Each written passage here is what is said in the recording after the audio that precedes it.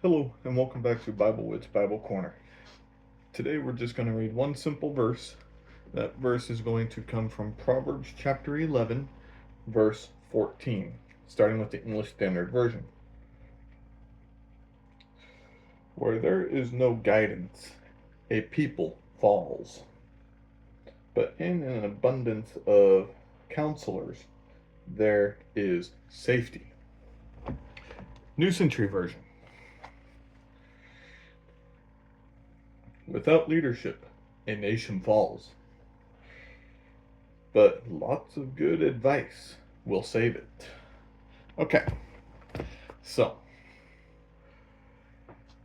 this verse can hit home in a lot of different ways to a lot of different people. What I will say to this verse is it is good to know what you are doing. It is good to do research. It is good to study history. Because a leader needs to know how to solve problems.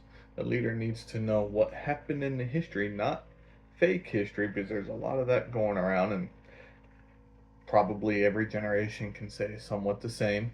There's been a lot of fake history spread for many, many years. But so they need to know how to solve problems. They need to know what true history happened. They need to know how to properly communicate with others so that things can be done properly and godly. So, that's where the advice comes in, the second half of this verse. Good advice from a group of people can help save a nation. So what kind of good advice do we need? We need godly advice. We need advice that is centered on biblical teachings. That can help save a nation. It doesn't matter what nation it is. You can be Africa, China, Russia, Australia, North America, South America. It doesn't matter. Good advice, godly advice can save a nation. As long as that godly advice is not self-centered. But there again, if it is self-centered, then it is no longer godly advice. That person is just trying to seek attention for themselves, make themselves equal to God, if not higher than God. And that runs into a lot of issues also. So,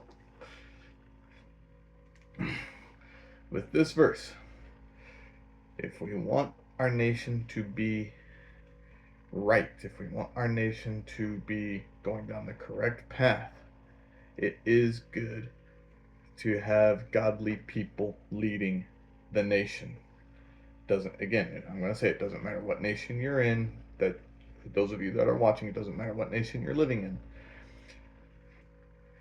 Your leaders need to be God-centered, according to what this verse says. So, I hope you find encouragement in this, and I hope you have a wonderful, God-centered day. Bye.